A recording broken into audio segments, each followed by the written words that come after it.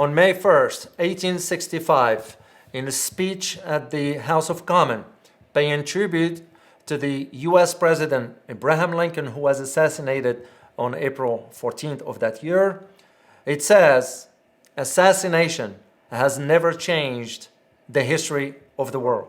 My name is Dr. David Oualaalou. And my name is Dr. Ross Stewart. And you are watching Geopolitics in Conflict.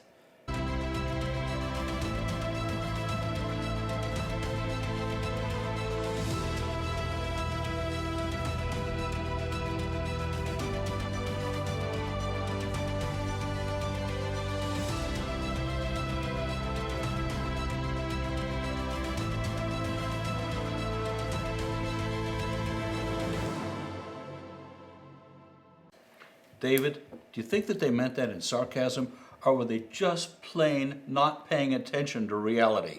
Yeah. Assassinations have changed history thousands, if not millions of times in the history of humanity. You're absolutely correct, Russ. I mean, I don't know why they said what they said back in 1865, because if we just look at the history of World War I and how it started, so.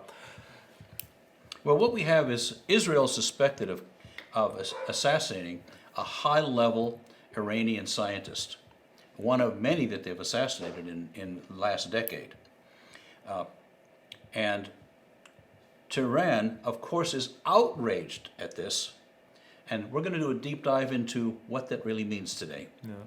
Well, that's correct, Ross. The latest is, assassination of the Iranian top scientist, Mohsen Fakhrizadeh, triggered the conversation again over, what is the purpose of this? Well, we all know what the purpose of this, and this is not new, by the way. Israel has been involved in assassinations before for the key scientists in the nuclear program in Iran, starting in 2010, all the way up to recently here. So, but there is the big picture of why Israel is doing what it's doing. And rightly so, because there are concerns based on the statements that Iranians are issuing. Like, for example, death to Israel. Well, if you are a head of a government of Israel, you're going to have to think in terms of the security of your people when another country is issuing this kind of statements. You listen to the leadership in Israel, and they're taking this very seriously, as is evidenced by these assassinations. I would, because if I am a prime minister of a government, I will have to be concerned about the safety of my citizens. That's just the normal practice. Now, the issue of why Iran is stating all this, it is my belief, again, that these statements are nothing but for domestic consumptions. So for the Iranian leadership, the mullahs, to maintain power, they're going to have to issue this kind of statements. But those statements do not sit well with a country of 8 million people that is within reach of Iran's missiles. That's where the concern and the problem is. Well, don't you think that the timing is just pure coincidence? Oh, no. Not at all, Russ, because the timing is very, very crucial. Interesting enough is that, why didn't we see this assassination a year ago or 2 years ago? So instead, this assassination has been conducted only about 4 to 6 weeks before President Trump leaves the White House. What's interesting about all this is that the historic and secret trip of the Prime Minister of Israel, Benjamin Netanyahu, to Saudi Arabia, the first, was done secretly, where he met with the Crown Prince of Saudi Arabia, Mohammed bin Salman, but also the U.S. Secretary of State. Oh, Pompeo was there, which was not disclosed earlier. So why is that important? Could it be that that meeting was the final agreement on the plan?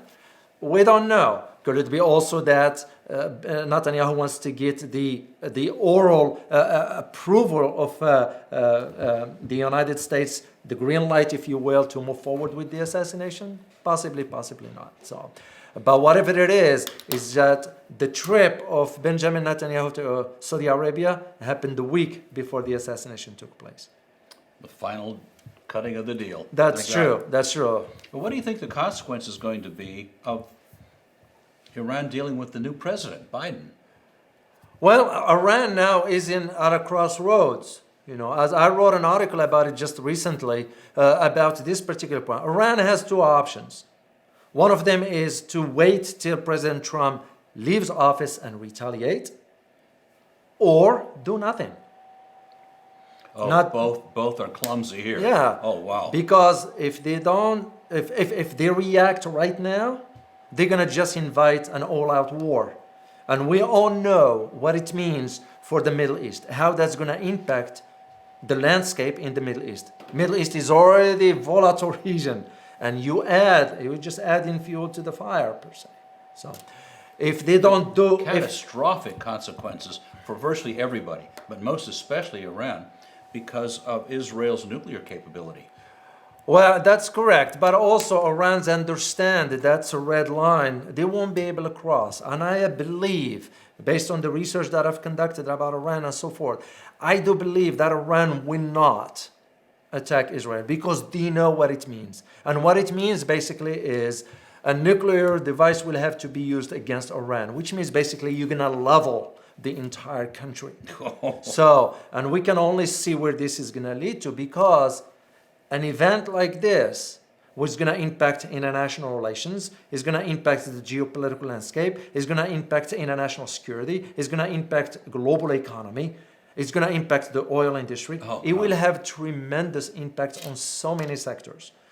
Do you think that Israel and the United States and perhaps even Saudi Arabia are trying to lure Iran into making a dumb move? Well, I won't say the United States is more so than Saudi Arabia and Israel, but more so than Saudi Arabia. This is where my big concern is that Saudis in this case, and maybe Israelis, maybe not, they are trying to drag the U.S. into a conflict with Iran.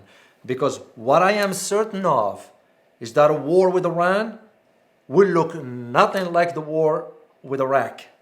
Because Iran is not Iraq. I've always argued this point. Iran has a sizable military, it has some sizable strength, and they do have some type of missiles that can create some issues for U.S. interests in the region. So, and even the missiles, the Iranian missiles, are within reach of Tel Aviv, for example, Oh, yeah. of Saudi Arabia. I mean, you can just see where I don't foresee this. But I hope that the Iranians will be wise enough to take a step back, let their heads cool down a little bit. I know the assassination is not a good thing, whatever, but also it indicates also about their failure of their security apparatus, how weak it is. I mean, if you are able to go inside Iran and assassinate their scientists, what does it say about your security apparatus? So, Well, do you think there is a play here to make sure that the United States, with the new president, doesn't cozy up to Iran? well, Iran is hedging its bet on that Biden, because the President-elect Biden he has stated before that he will be willing to sit and have conversation with Iranians regarding the Iran nuclear deal. After all, he was the vice president when President Obama signed the deal with the Iran nuclear deal.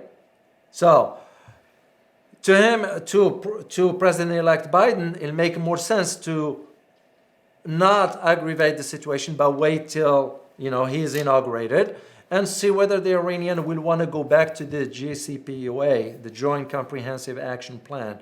I don't know. At this point, it's not clear yet whether Iran will want to go back or not. The reason being because there are two main points to that. One of them is that Iran already approved the increase of enrichment of uranium to 20%. Substantially higher than before. Yeah, before it was at 5%. So usually 20% is not enough to make a weapon, because if you want to make a nuclear weapon, you need about above 90%. But when you used to produce uranium, when you used to enrich uranium at a 5%, then all of a sudden at 20, that's a significant difference. Second thing, that the members of the Iran parliament have voted on moving Iran out of the NPT, the Non-Proliferation Treaty. That means they could move forward with creating a bomb. That's correct. Same way North Korea is doing, same way Pakistan did, same way India did. What's the implication for the other players in the Middle East then? Oh, that's a nightmare. That is a nightmare, Russ, because what you will be looking at from an international relations perspective, you're looking at tensions, of course, between countries, but the key to all this, you're going to be looking at a nuclear arms race in the Middle East. You have already Egypt cut a deal with Russia to build a nuclear power plant. We are concerned about Saudi Arabia's nuclear aspirations because Saudis have the money, but the Saudis also, they are able to purchase already made nuclear bomb somewhere else. It's an escrow account. You got Jordan that want to cut a deal with South Korea to build a nuclear power plant. Then you got Turkey that cut a deal with Russia to build a nuclear power plant. So you can just see, and if Iran developed the bomb, Israel won't have it because the equation, the political equation that is, Israel has to be the only nuclear power in the region. Let me quote from a book that I recently was looking at. It's called Volatile State, Iran in the Nuclear Age by David Oualaalou. Oh, the author's sitting right here. This really spells out what this is about, though. However, the kingdom, meaning Saudi Arabia, has abundant funds to purchase an already made nuclear bomb should the need arise. They got the money for it.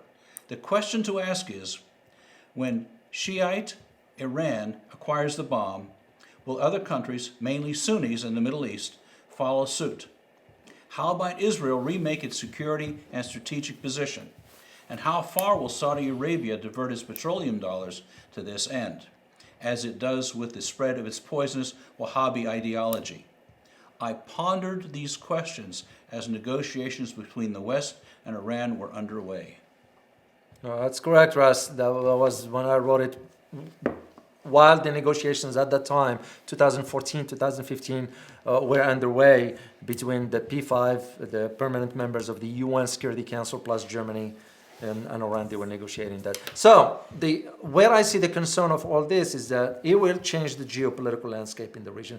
Because the Middle East has always been the attraction for so many competing interests, because of its natural resources, because of its geostrategic locations and so forth. But adding a nuclear dimension to that's going to just tip the balance towards a nuclear arms race. You know, Europe is not only a stone's throw away in terms of modern technology away from the Middle East. What do you think the impact's going to be in Europe? Well, the European already condemned the assassination. They looked at it as a criminal act per se, but also because Europe is concerned about its own security. You know, given that with the Europeans, you're going to have to look at it from both sides, but geopolitically and economically. Yep. Because what happened after the P5+1 agreement on the nuclear Iran deal, European companies started investing in Iran.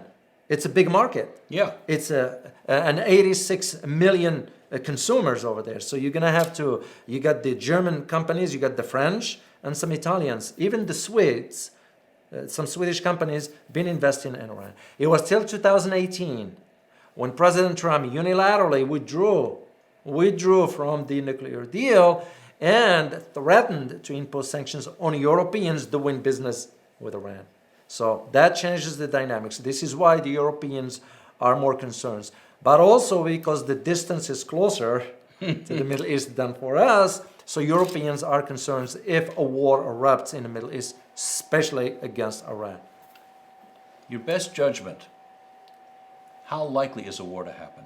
It won't. It won't happen because the parties involved, they do understand what's the outcome. It's not going to be pretty. And so my big concern is we need to make sure the United States, not being dragged by our allies in the Middle East into a war that we will end up fighting on behalf of someone else. Right. When I was in the military, my decision was to bear arms for the United States, to defend U.S. interests. I'm not going to fight on behalf of someone else. They can go fight their own fights, per se, or fight their own wars. So, and that's one of my big concerns. So I hope for us, at least in the United States, take a step back and realize, okay, we need to be concerned about where the so-called allies pushing us towards. What would you say to our viewers is the biggest takeaway from all of this? Well, the biggest takeaway for all this one is that an engagement, a military engagement with Iran will change the dynamics far beyond what we can even anticipate. Because here is the key. An engagement, a military engagement with Iran is not going to be just between the US and Iran. You're going to have China involved. You're going to have Russia involved. You're going to have an emergence of new alliances. And you're going to see a massive destruction. And it won't be pretty.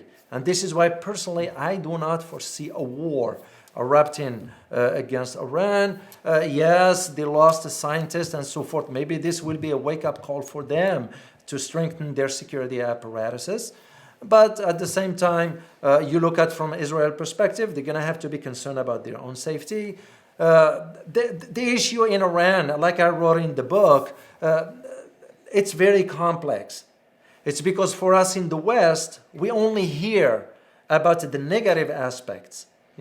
Iranian people, I had a chance to work with some and know some when I was in Washington. They're wonderful people. The issue is not with the Iranian people. The issue is with the mullahs, is the one in charge of the government. That's where the issue is. So here we see a region where the dictates are chaos, violence, unrest, and now we throw this assassination into the mix. Yeah, it's just like adding fuel to the fire. Because right now, we are concerned. There is a report going on without going into the classified side of the information here. There is a report going on right now in Congress for the next session, once President-elect Biden is inaugurated. And one of the key that the Intelligence Committee in Congress is asking for, 3 things. One of them is to check on the Saudi oil sector. Oh, yeah. Second one is to check on Saudi's nuclear aspirations. And the third one is to reconsider a complete halt to U.S. intelligence reports of the Saudis in Yemen. Oh, that mess. Yeah, because that's a war that has been forgotten. Most Americans have no idea about the atrocities the Saudi Arabia and United Arab Emirates are committing in Yemen. I spent some time in Yemen in support of the United States foreign policy there a couple of years ago. Yemen is one of the poorest countries in the Arab world. And it just now with the famine that's going on, the massive destruction, and yet we are providing weapons to the Saudis. As a matter of fact, we're not blaming just the United States. Most of the Western world is contributing to that. Britain, for example, is selling arms like we do. About $17 billion of weapons being sold that is used in Yemen. So we kind of... Oh, you talk about chaos, you talk about destruction, you talk about violence. Here we are. Exactly. So you can just imagine if you add a war with Iran to the mix. I can hardly imagine how awful that would be. Yeah, and that's why I don't foresee a war going on with that, because it will have a major impact on on the outcome. Oh, absolutely. Let us know your thoughts in the comments section. Also, be sure to check out our other videos. Don't forget to like, share, and subscribe. Thanks for watching, and as always, stay informed. Till next time.